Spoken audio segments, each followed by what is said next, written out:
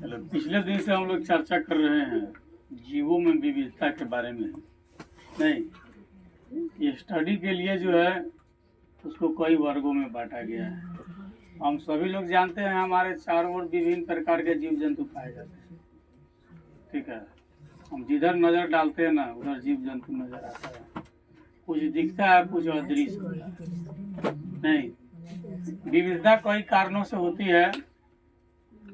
जैसे किसी की आकार अलग है, अलग अलग आकार के है, किसी की आकृति अलग है, किसी की भोजन में विविधता है, कोई कुछ खाता है कोई कुछ खाता है।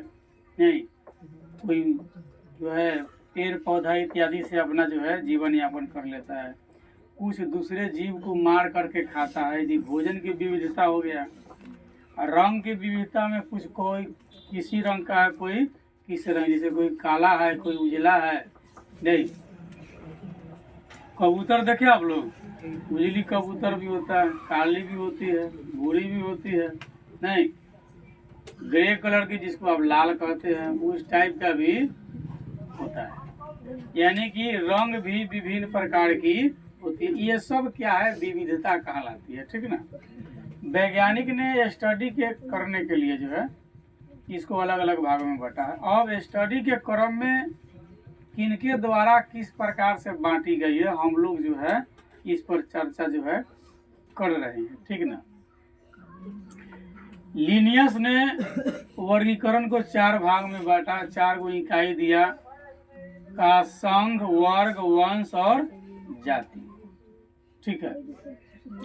उसके बाद डिवाइडेशन उनके अनुसार हुआ, लक्षण के अनुसार, फिर कोशिका के अनुसार, कोशिकाओं भी अलग अलग होती है। उसके बाद धीरे धीरे जीवों का विकास होता गया, सबकी शरीर की बनावट होती गई। प्रारंभ में जीव जब आया इस दुनिया में तो एक कोशिकीय था, उसकी उत्पत्ति जल से हुई। ठीक है। समय अवधि जो है लगभग 3.5 अरब वर्ष पहले या बिलियन वर्ष कह लीजिए। और धीरे धीरे जो है जीव का उत्पत्ति होता गया और वह अपने पूर्वज से अनुकूल परिस्थिति, अनुकूल चेहरा, अनुकूल रंग रूप का जो है होता चला गया। और बनते बनते जो है आज यहाँ तक जो पहुँच गया जीव का, उन्हीं विकास का यह जो है परिणाम है, यानी परिवर्तन का परिणाम है। ठीक ना। ये यहाँ तक पहुँच गया है। विकासवाद के संस्थापक जो है चार्ल्स डार्विन, ठीक है, 1859 में अपनी विकासवाद के सिद्धांत को जो है अपने पुस्तक में, उनके पुस्तक का नाम द ओरिजिन ऑफ स्पीसीज, ठीक है, द ओरिजिन ऑफ स्पीसीज, ठीक में, उसमें उन्होंने प्रकाशित किया। ठीक है। स्पीसीज का मतलब जाति होता है। उसमें उन्होंने बताया, कहा कि आज हम दुनिया में जितने भी जीव को देखते हैं तो समय के अंतराल में जो है, यानी समय जो बदला है, ठीक है ना, उस अंतराल में जो है अपनी शारीरिक संरचना में प्राकृतिक परिवर्तन के फलस्वरूप ये सभी जो है पैदा हुए हैं। शुरू में जो जीव इस धरती पर आए उसको आदिम कहते हैं, या कह लीजिए पुराने जीव कहते हैं, या साधारण जीव भी कहते हैं। विकास के क्रम में जो नए जीव उत्पन्न हुए तो वे उन्नत, विकसित और अपेक्षाकृत जटिल थे, धीरे धीरे परिवर्तित होता चला गया। ठीक है। दुनिया में स्मार्ट बनने की होड़ लगी है। ठीक है ना, नहीं बन लगी है। एक आदमी चश्मे का उपयोग करता तो हम लोग भी करने लगेगा का। अब समय कुछ बदल गया है, मतलब सांवला आदमी भी गोरा हो सकता है। अब बहुत सारे कृत्रिम क्रीम का उपयोग किया जाता है। तो सब लोग को स्मार्ट बनने के लिए से आज होड़ लगी है। पहले भी वही हिसाब था कि हम भी स्मार्ट बने ना। जब रास्ते से गुजरे तो 10-5 आदमी हमारे तरफ नज़र डाले कि देखो बाबू साहब जा रहे हैं। नहीं, ऐसा सब लोग चाहता है कि जब हम जाएं तो कम से कम हमको देखने के लिए 2-4 आदमी इधर उधर से नज़र उठा करके देखे कि देखो जा रहा है ना। हम अपनी दिखावा कब करते हैं? जब किसी तरह की पर्व त्योहार आता है, नहीं, खूब सुपर से सुपर कपड़ा पहनते हैं, सुपर से ऊपर इत्र का उपयोग करते हैं। जिस रास्ते से जाते हैं एकदम इत्र का गंध दिख रहा है, लगे कि हाँ साहब का पुत्र जा रहे हैं, क्योंकि दूसरा साहब के पुत्र के अलावा दूसरा कोई इत्र नहीं लगाएगा। ठीक ना। तो अच्छा बनने की होड़ सब में लगी रही, आज भी लगा हुआ है। और जो हम लोग जो चर्चा कर रहे हैं बात वास्तविकता है। सब लोग चाहता हम स्मार्ट रहे। हालांकि स्वच्छता गवर्नमेंट ने भी कहा कि स्वच्छ रहिए, स्वच्छता अपनाइए, स्वच्छता अभियान भी चलाई जा रही है। जितना साफ सुथरा रहिएगा ठीक है। स्वच्छता ही हमारे परिवर्तन का मूल आधार है।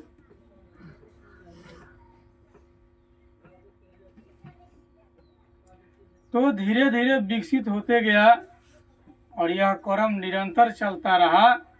आने वाले समय वो जो जीव विकसित होंगे वे आज के मौजूद जीव से कुछ अलग दिखेंगे। जो आज दिख रहे हैं उससे कुछ अलग दिखेंगे जो आज के जीव हैं। वर्तमान में जो जीव जंतु है, आने वाले दिन का जो जीव जंतु होगा जो आज से कुछ अलग हो जाएगा। जिस तरह पहले का जो जीव जंतु था उससे आज जो है अलग हो गया। सब लोग भिन्न प्रकार के हैं। नहीं, जैसे पहले मनुष्य जाति को पूंछ हुआ करता था, आज पूंछ रहता था, जीन्स कैसे पहन के घूमता है? जीन्स यही चलते न पहनता रहता नहीं कि पूंछ झड़ गई।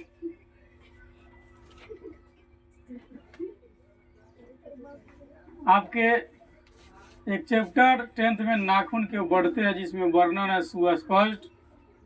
क्वेश्चन है कि नाखून क्यों बढ़ते हैं, उसमें चर्चा की गई है। नाखून का बढ़ना पशुत्व का प्रतीक है। वह दर्शाता है कि है मानव तो याद कर जहिया पशु रहला,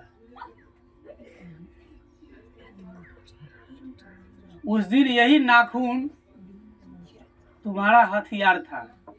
इसी नाखून से तू अपने भोजन की परवरिश में विभिन्न प्रकार के कार्य करता था। यानी कि नाखून उस जमाने में हथियार थे।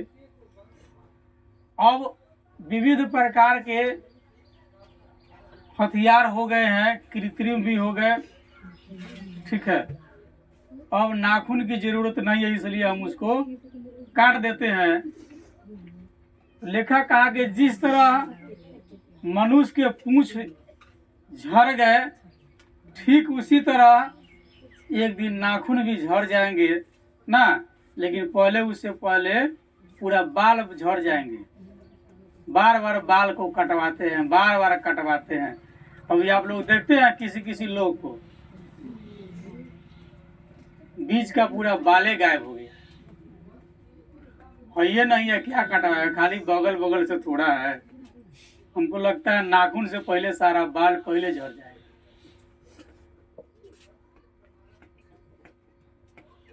क्या यानी हमारी उत्पत्ति जो है जिन जीव जगत से हुई है, दुनिया में जितने भी जीव है उस उत्पत्ति में से हम भी एक है। ठीक है, और हमारी भी उत्पत्ति जलीय जो जीव जो उत्पन्न है वही हमारा पूर्वज है। ठीक है, यानी हम सभी एक ही ईश्वर के संतान है, ऐसा कहते हैं। तो प्रारंभ में जब जीव की उत्पत्ति हुई तो एक कोशिकीय जीव बना, उसके बाद बहुकोशिकीय बना, और परिवर्तन होते होते कालक्रम बदला और आज यहाँ तक पहुँचा है।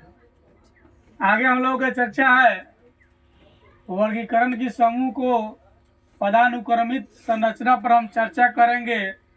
पदानुक्रमित का मतलब होता है लगातार। जैसे हम प्राकृत संख्या लिखते हैं तो लगातार 1 2 3 4 5 6 अनंत तक चले जाइए। वही सजावट जीवों की होगी और किस प्रकार से है हम उसको आज चर्चा करें। कैरोलस लिनियस जो है 1758 में समस्त जीवों को 2 भाग में बांट दिया। कहा कि दुनिया में 2 ही प्रकार के जीव है, एक पादप जगत और दूसरा जंतु जगत। Plant kingdom and animal kingdom 2 प्रकार के हैं। सुस्पष्ट उन्होंने अपनी डिफिनेशन में कब कहा 1758 में कि दुनिया में 2 प्रकार के जीव है, एक है आपका पादप जगत और दूसरा है जंतु जगत, जिसको अंग्रेजी में एनिमल किंगडम कहिएगा। 2 प्रकार से बांटा। उन्होंने कहा कि पादप जगत के अंतर्गत वे जीव होंगे जो प्रचलन में असमर्थ है, मतलब चल फिर नहीं सकते, एक स्थान से दूसरे स्थान तक नहीं जा सकते हैं, चलने में असमर्थ है, दौड़ने में असमर्थ है, ठीक है। बाद बाकी जंतु से वो ठीक है, वो अपना भोजन खुद अंदर बना लेता है और आप प्रजनन करते हैं तो 1 2 3 4 5 एक पेड़ एक बार प्रजनन, अगर उसका फल एक बार सबको रोप दिया जाए तो कुछ फल पेड़ के जो है प्रजनन की विधि जो बहुल संख्या में होगा, नहीं होगा, कुछ के एक होगा, कम में होगा नहीं। कुछ के पेड़ों को खंडित करके हम दूसरा पेड़ तैयार करते हैं, कुछ का बीज रोपते हैं, कुछ बिना बीज के ना। जैसे हम लोग अभी जो है एक तरह के कह लीजिए, मान लीजिए कवक को, जैसे हमने यहाँ अलुआ के लत्ती ओकर बीज होला नानू होला, फिर ओकरे के रोपल जाला जमीन में, फिर वही से हो जाला। केला,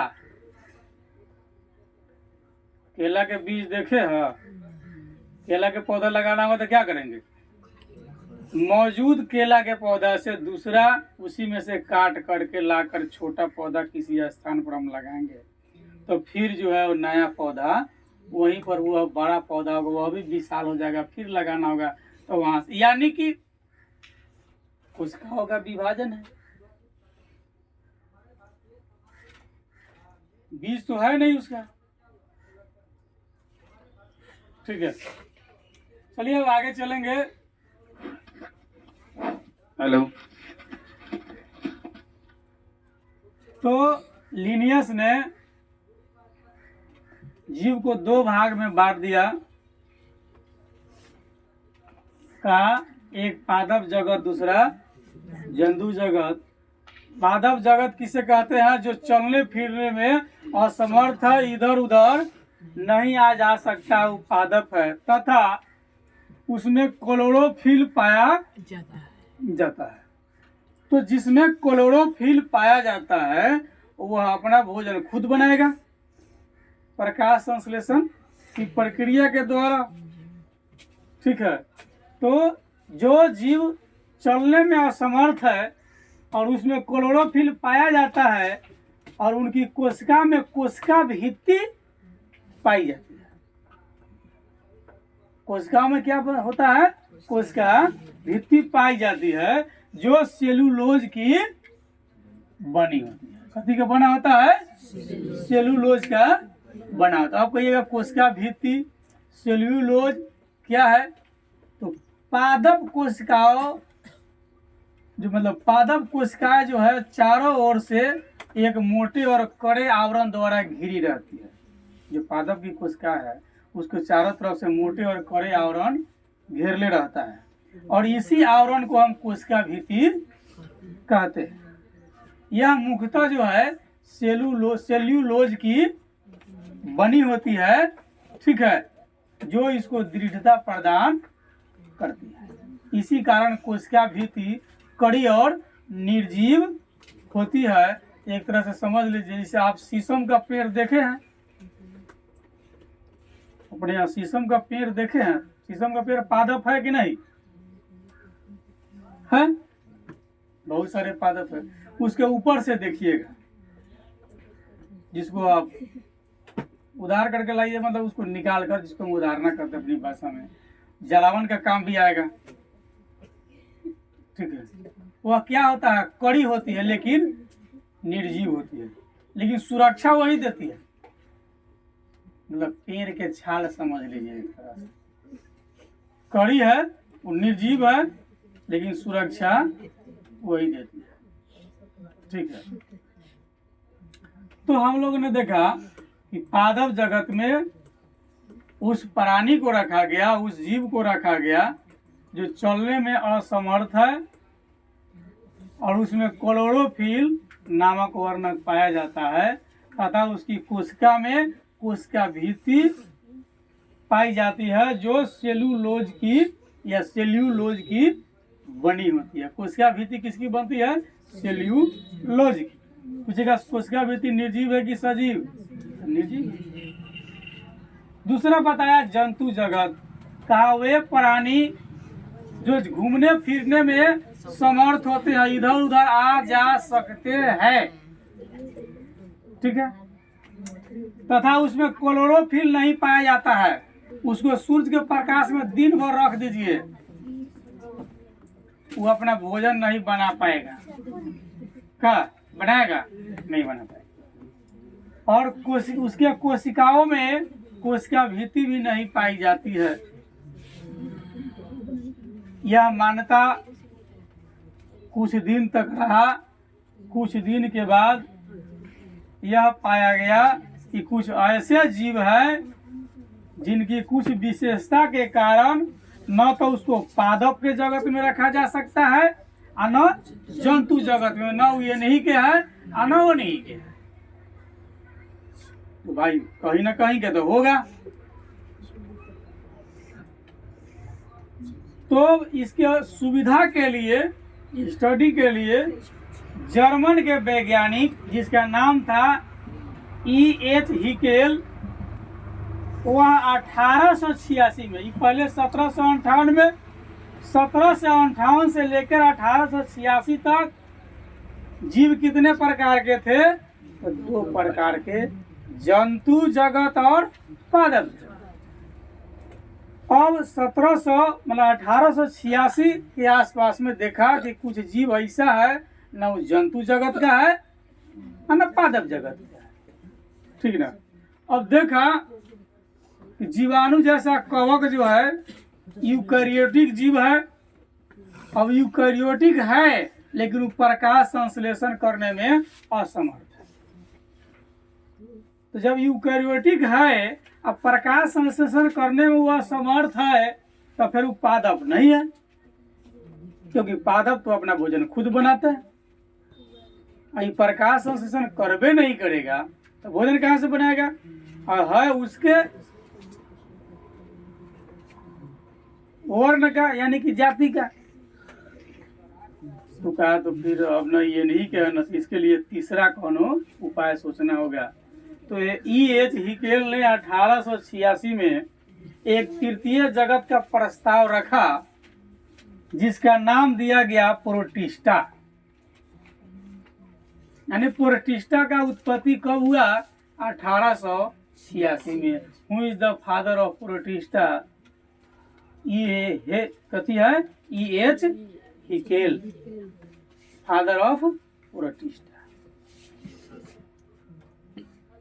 उसके बाद कुछ समय के बाद 2 सुपर जगत की प्रतिष्ठा यानी कि उत्पत्ति हुई।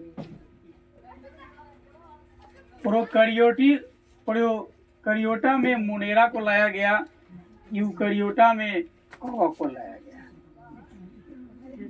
ठीक है, 2 गो बनाया, ठीक है। प्रोकैरियोटा में मोनेरा, यूकैरियोटा में कवक उत्पन्न किया, 2 गो बनाया गया। मोनेरा जो है इसके अंतर्गत जीवाणु, साइनो बैक्टीरिया या कह लीजिए नील हरित शैवाल।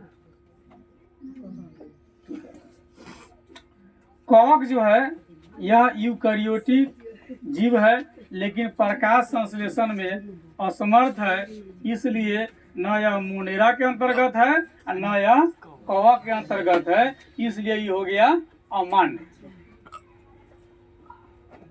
ठीक है। कहा प्रकाश संश्लेषण में सक्षम शैवाल है। शैवाल प्रकाश संश्लेषण के द्वारा अपना भोजन खुद बना लेता है, इसलिए कवक के लिए यह नया जगत बनाया गया, जिसको हम जगत फंजाई के नाम से जानते हैं। जगत फंजाई में कौन है? शैवाल। अंत में 1969 ईस्वी में इन सभी जीव को जो है आर हिटिकर ने 5 जगत में बांट दिया। मतलब जीवों के 5 जगत का वर्गीकरण कौन किया? आर हिटिकर, ठीक है। कितने में बांट दिया?